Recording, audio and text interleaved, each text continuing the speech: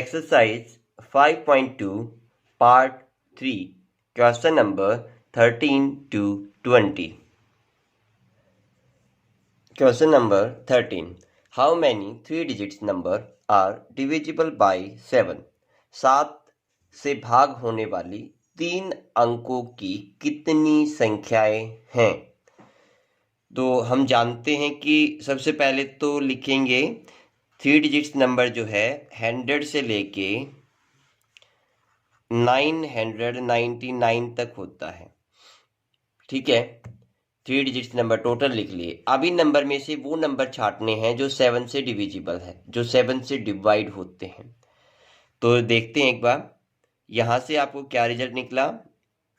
105। 105 पहला 3 डिजिट्स का नंबर है जो 7 से डिवाइड होता है। यह आपको कॉमन सेंस यूज करके फाइंड आउट करना है, या फिर रफ पेज पे जाके डिवाइड करके भी आप इसको कर सकते हैं। तरीका बताते हैं। मान लो आपको चेक करना है कि 7 डिजिट का स्मॉलेस्ट नंबर कौन सा है जो 7 से डिवाइड होता है। तो मैं डिवाइड करके देखता हूँ। ओके, अब मुझे 100 से बड़ा नंबर चाहिए। अगर मैं 28 करूँगा तो 2 सब्ट्रैक्ट हो जाएगा, वो 98 आएगा जो 2 डिजिट्स का नंबर होगा। ठीक है, तो मैं इसे बड़ा देखूंगा। 7 5 जा 35, कितना बचा? -5। यानी अगर मैं 100 में 5 ऐड कर दूं तो ये नंबर आएगा 105 जो 7 से डिवाइड होगा। सिमिलरली मुझे 3 डिजिट्स का ग्रेटेस्ट नंबर चेक करना है जो 7 से डिवाइड होता है। तो मैं सेम रूल फॉलो करूंगा, डिवाइड करना स्टार्ट कर दूंगा। ओके, अब ये कितने पे जा रहे हैं? 2 पे जा रहे हैं ना। 7 2 जा 14, 5 बचा। अब आप कहेंगे सर यहाँ पे आगे वाला नंबर क्यों नहीं लिया, 21 क्यों नहीं लिया? क्योंकि वो जाके डिजिट्स 4 में आ जाएगा, हमें 3 डिजिट्स का चाहिए। ठीक है, तो मैं क्या करूँगा, 995 से 5 माइनस कर दूंगा तो मुझे क्या मिलेगा? 994। ये 9 था, सॉरी, तो 994 ये आपको मिल जाएगा। तो 105 और 994 ये आपके नंबर होंगे, यानी ये स्मॉलेस्ट नंबर है जो 7 से डिवाइड होगा, ये आपका ग्रेटेस्ट नंबर है जो 7 से डिवाइड होगा। ठीक है, तो आपको यहाँ से क्या मिला? ए यानी पहला पद 105 मिल गया। देन आफ्टर एन यानी आखिरी पद क्या मिला? 994। डी 7 की टेबल है तो डी क्या हो जाएगा आपका? 7। निकालना क्या है? एन का फॉर्मूला क्या होता है? लास्ट टर्म में से पहली टर्म माइनस करो, कॉमन डिफरेंस से भाग दो और एक ऐड कर दो। वैल्यू पुट कर देते हैं।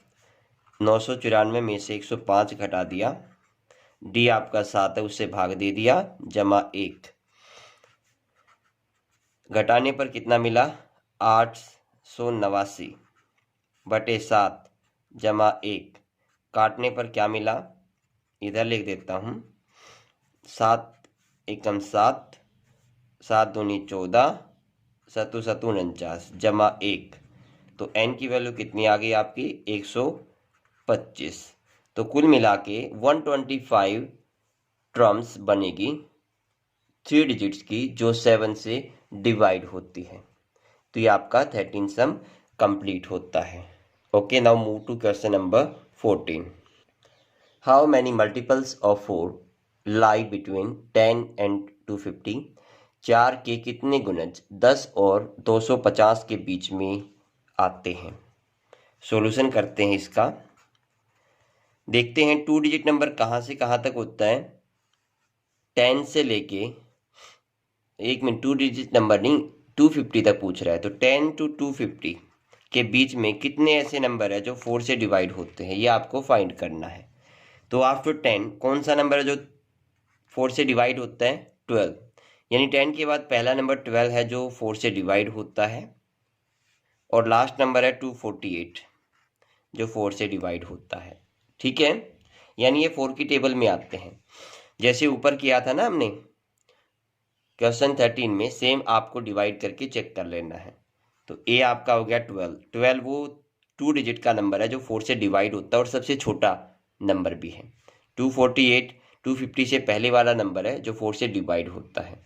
तो ए हो गया 12, लास्ट टर्म अंतिम पद होगी 248। डी 4 की टेबल है ना, तो जिसकी टेबल है तो डी तो सेम ही रहेगा क्योंकि टेबल में वही नंबर जुड़ता है बार बार। यहाँ पे क्या फाइंड करना है, एन फाइंड करना है। एन फाइंड करने के लिए मैं क्या करूँगा, लास्ट टर्म में से पहली टर्म माइनस कर दूंगा और कॉमन डिफरेंस सारा अंतर से भाग दे दूंगा। 248 में से 12 गए, 4 से भाग देंगे जमा 1। सोल्व करने पर क्या मिला आपको, ऊपर की तरफ चलते हैं। एन की वैल्यू आ जाएगी 248 से 12 गए 236 बटे 4 जमा 1, 4 6 24 यानी 4 पंजे 20, 4 नीम 36 जमा 1। तो एन की वैल्यू कितनी आ गई 60। तो इसका मतलब क्या है कि टोटल 60 टर्म्स बनेगी जो 4 से डिवाइड होती है और 10 और 250 के बीच में एग्जिस्ट करती है। आई होप स्टूडेंट्स आपको समझ में आ गया होगा। ठीक है। Question number 15, for what value of n are the nth term of the two APs. पहली एपी आपकी 63 65 67 एंड सेकंड एपी आपकी 3 10 17 आर इक्वल। मतलब ये कह रहा है कि जो टू एपीज है, क्वेश्चन को समझने की कोशिश करते हैं। पहली एपी आपकी ये दे रखी है, ठीक है, इस एपी में बढ़ते चले जाओ। सेकेंड एपी आपकी दे रखी है 3 10 17, इस एपी में भी बढ़ते चले जाओ। तो एक ऐसा पद आएगा, एक ऐसी टर्म आएगी जो दोनों की सेम होगी और उसका सीक्वेंस भी सेम होगा। इसका मतलब यहाँ से एक चीज़ तो क्लियर है, according to question it is clear. यह क्लियर है। क्या क्लियर है बेटा, दैट जो an1 है वो an2 के बराबर है, यानी दोनों की nth टर्म आखिरी पद दोनों का बराबर है। ये तो क्वेश्चन में बोला गया है। ठीक है, आगे ना बात समझ में। और n1 जो है n2 के बराबर है, ये बात भी क्लियर है क्योंकि दोनों के जो पद है वो भी समान है और वो अंक भी समान है। चलिए पहले हम लेते हैं AP1 से।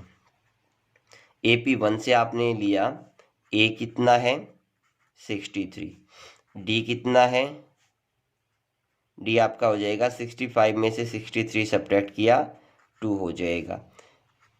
इधर आपकी जो टर्म है टोटल कितनी मान ली आपने, n1 मान ली, और इसकी लास्ट टर्म क्या हो जाएगी,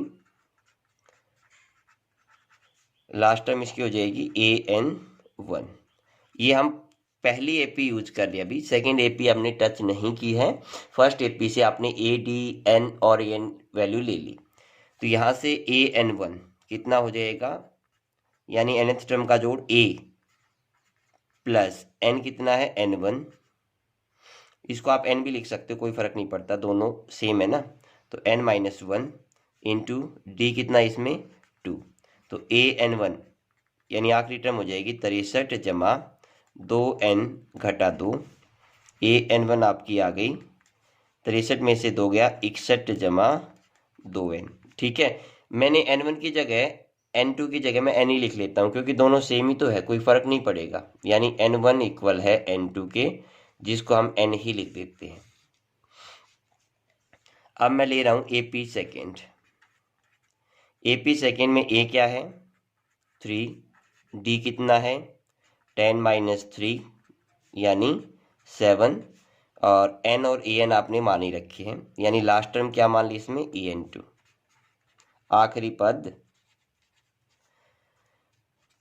तो an2 क्या हो जाएगा, a यानी 3 जमा n इसमें भी n मान रखा है और d इसमें कितना है 7। तो an2 बराबर हो गया 3 जमा 7n घटा 7, यानी 7 में से 3 गया 4 बचेगा, वो भी माइनस का। तो an2 हो जाएगा आपका 7n घटा 7। एक चीज़ तो यहाँ पे बता रखी है, क्या बता रखी है, एक चीज़ यहाँ से क्लियर है अकॉर्डिंग टू क्वेश्चन कि जो an1 है वो an2 के बराबर है। तो इक्वेशन 1 और 2 को कंपेयर करने पर क्या मिलेगा आपको, 61 + 2n इक्वल है 7n-4। भाई जब an1 an2 के बराबर है तो इसकी पीछे वाली टर्म भी तो बराबर होगी। यूक्लिड की जो आपने पोस्टलेट्स पढ़े होंगे उसमें भी आपने सीखा होगा। ठीक है, an1 an2 के इक्वल है तो दोनों टर्म्स को मैं इक्वल लिख सकता हूँ। ठीक है, या आप लिख सकते हैं compare equation 1 and 2। Equation 1 and 2, equation 1 और 2 को कंपेयर करेंगे। जहाँ पे an1 an2 के इक्वल है तो ये पीछे वाली टर्म भी इक्वल हो जाएगी। अब क्या करूँगा मैं, n को एक साइड में, कांस्टेंट टर्म को दूसरी साइड में ले लूँगा। तो ये हो जाएगा 7n, 2 उधर जाके माइनस का हो जाएगा, इधर ये माइनस का 4 है और इधर आके प्लस का 4 हो जाएगा। ठीक है, +61। क्या किया हमने, एक स्टेप बीच में बंक कर गए थे वो देख लेते हैं। 61 है, इधर आके 4 प्लस का हो जाएगा, ये 7n है, 2 उधर जाके माइनस का हो जाएगा। अब ये स्टेप फॉलो कर लेना, ये बचेगा 5n = 65। तो n कितना आ गया आपका 13। इसका मतलब नंबर ऑफ टर्म क्या आ गया आपकी 13th। इससे साबित होता है कि दोनों ही एपी में 13th टर्म सेम होगी। क्या होगी, सेम होगी। अब क्वेश्चन ये कहा कि जो टर्म सेम है वो कौन सी है, तो आपको अब क्या निकालना है, अब आपको n की वैल्यू चाहे इक्वेशन 1 या 2 में किसी में रख लो, आपको क्या मिल जाएगा, nth टर्म मिल जाएगी। किसी में रखने का मतलब क्योंकि दोनों सेम है, आप किसी भी में वैल्यू रखोगे तो सेम ही आंसर आपका आएगा। चलो इक्वेशन 1 में रख लेते हैं, an1 इक्वल हो गया 63 + 2 × 13। आपको आखिरी टर्म भी निकालनी है, क्वेश्चन में पूछा गया है 63 + 26। तो ये an1 कितना हो जाएगा, 6 3 9 99। ठीक है, an1 किसके इक्वल है, an2 के इक्वल है। तो इसका मतलब इन दोनों एपी की 13वीं टर्म 99 होगी और जो दोनों की सेम होगी। तो क्वेश्चन 15 यहाँ पे कंप्लीट होता है हमारा। ठीक है students, now move to question number 16। Determine AP whose third term is 16 and seventh term exceed fifth by 12। Solution पे चलते हैं students. Determine AP whose third term is, third term क्या होता है A3, और A3 को आप क्या लिख सकते हैं, A + 2D। तो थर्ड टर्म आपकी कितनी गिवन है, 16 गिवन है। इक्वेशन 1 हो गई। सिमिलरली एक बात और कह रही है कि 7th टर्म 5th टर्म से 12 ज़्यादा है। तो बेटा 7th टर्म क्या होती है, 7th टर्म होती है A + 6D और 5th टर्म क्या होती है A + 4D। ठीक है, अकॉर्डिंग टू क्वेश्चन पर्सन के अनुसार जो A7 है उसमें से अगर A5 माइनस करता हूँ तो कितना मिलता है मुझे 12, यानी दोनों की टर्म का डिफरेंस 12 है। तो A7 क्या है आपका A + 6D माइनस ब्रैकेट लग जाएगी A + 4D, कितना हो जाएगा 12 हो जाएगा। ठीक है, अभी क्या होगा, और ब्रैकेट ओपन करेंगे A + 6D माइनस के हो जाएंगे दोनों। ठीक है, 12 हो जाएगा। तो इधर A से A कैंसिल हो गया, क्या बचेगा स्टूडेंट्स, यहाँ पे बचेगा आपका 6 में से 4 गया 2D, 2D इक्वल हो जाएगा 12 के, और D की वैल्यू क्या आ जाएगी आपकी, यहाँ पे D की वैल्यू आएगी आपकी 2 6 यानी 6 आ जाएगी। तो अब आपकी D की वैल्यू आ चुकी है। ठीक है स्टूडेंट्स, D की वैल्यू फाइंड करने के लिए आपको अभी क्या करना पड़ेगा, put D = 6 in equation 1। Equation 1 में वैल्यू पुट कर दो, A की वैल्यू आ जाएगी A + 2 × 6 = 16। ओके, A = 16 माइनस 6 दूनी 12 उधर जाके माइनस का हो जाएगा। तो A आ गया आपका 4 और D आ गया आपका 6, यहाँ से निकाला था D, तो ये आपका आंसर हो जाएगा। ठीक है, सिंपल क्वेश्चन था स्टूडेंट्स। थर्ड टर्म दे रखी थी और 7th और 5th का डिफरेंस दे रखा था, वैल्यू पुट की, यहाँ से D की वैल्यू आ गई, D की वैल्यू आ गई, D की वैल्यू इक्वेशन 1 में पुट कर दी, A की वैल्यू आ जाएगी। ठीक है, I hope students you got it, आपको समझ में आया होगा। Question number 17, find 20th term from the last term AP सबसे पहले तो जो टर्म दे रखी है वो लिखते हैं। ये कह रहा है कि जो टर्म दे रखी है एपी में, ठीक है, ये लास्ट टर्म आपको गिवन है, इससे पहले वाली 20वीं टर्म कौन सी होगी वो आपको बतानी है। ठीक है, सबसे पहले तो ये हमें फाइंड करना है कि टोटल कितनी टर्म्स है इस एपी में। पहले एपी लिख ही लेते हैं। ठीक है, आपने एपी को लिख लिया, एपी में जो टर्म्स गिवन है वो लिख लेते हैं। ए आपका कितना है 3, डी आपका कितना हो जाएगा 8 माइनस 3 यानी डी 5 हो गया। आफ्टर क्या दे रखा है ए एन यानी लास्ट टर्म दे रखी है, तो ए एन आपकी कितनी हो गई 253। तो सबसे पहले तो एक काम करते हैं, बाकी चीज़ बाद में देखते हैं, हम एक बार ये देख लेते हैं कि 253 तक कितनी टर्म्स है एपी में। नंबर ऑफ टर्म निकाल लेते हैं। फॉर्मूला होता है कि लास्ट टर्म में से फर्स्ट टर्म माइनस कर दो, डी से डिवाइड कर दो और 1 ऐड कर दो। ठीक है, एन हो जाएगा आपका लास्ट टर्म 253 है, इसमें से मैंने 3 माइनस कर दिया, 5 से डिवाइड कर दिया प्लस 1। ठीक है स्टूडेंट्स, एन की वैल्यू क्या आ जाएगी आपकी, एन इक्वल हो जाएगा 250, तो 250 मिलेगा ना 250/5 प्लस 1। ऊपर चलते हैं तो एन होगा आपका 50 जमा 1, एन की वैल्यू आ गई 51। तो इसका मतलब इस पूरी एपी में टोटल कितनी टर्म्स है 51 टर्म्स है। अब एक क्वेश्चन में ये कह रहा है क्या कि जो लास्ट टर्म है ना, इससे 20 इधर वाली टर्म कौन सी होगी ये आपको फाइंड आउट करना है।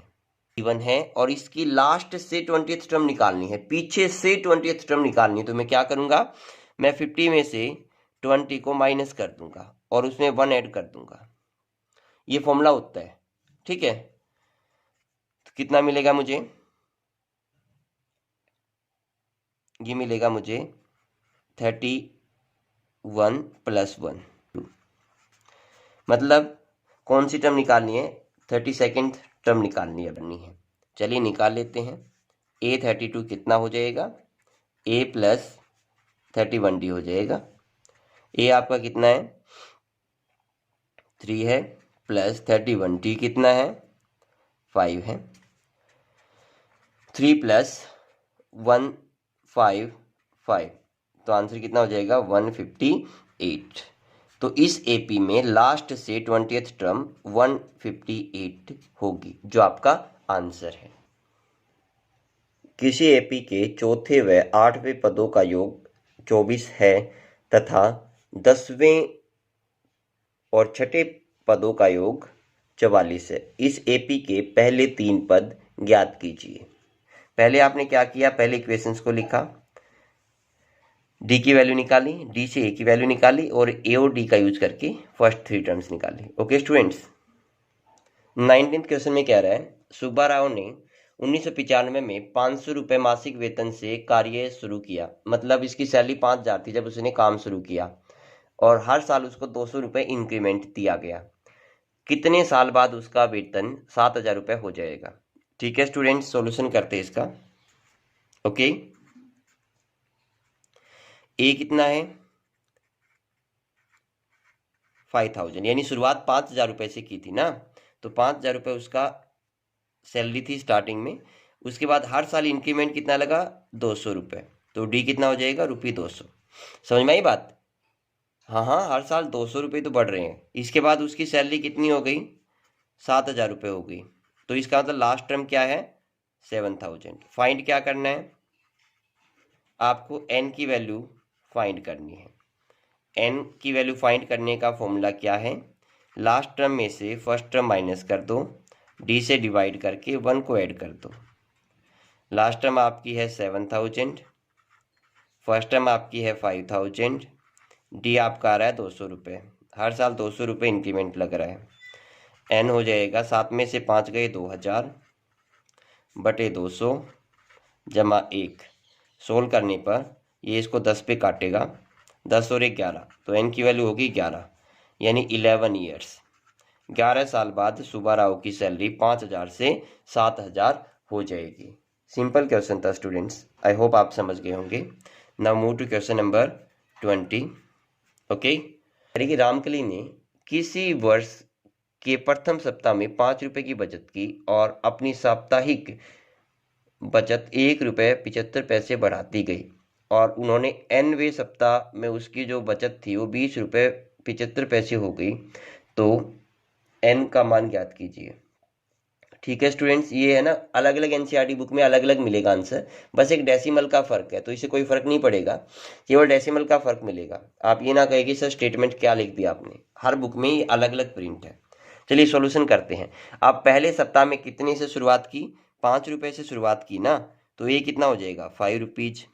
शुरुआत तो 5 रुपीज से की है, अब वो हर वीक में कितना इंक्रीमेंट कर रही है, कितना पैसा डाल रही है गुल्लक में, वो उसका डी हो जाएगा, यानी 1.75 रुपीज।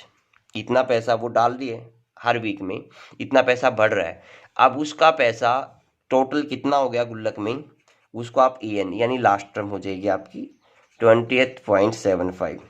ओके स्टूडेंट्स, निकालना क्या है, N निकालना है कि कितने वीक बाद, कितने सप्ताह बाद उसका पैसा 20 रुपये 75 पैसे हो जाएगा।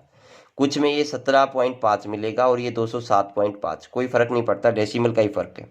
मेरे पास मैथ में ये स्टेटमेंट है, ये करा रहा हूँ। ठीक है, N का फॉर्मूला ऊपर आपने लिखा हुआ है, यहाँ से आप चेक कर सकते हैं। ठीक है स्टूडेंट्स, तो अभी क्या होगा, इन लास्ट टर्म आपकी है 20.75, फर्स्ट टर्म आपकी है 5 divide by 1.75 plus 1, N is equal to, इसमें से सब्ट्रैक्ट किया कितना बचेगा 15.75 बटे 1.75 जमा 1।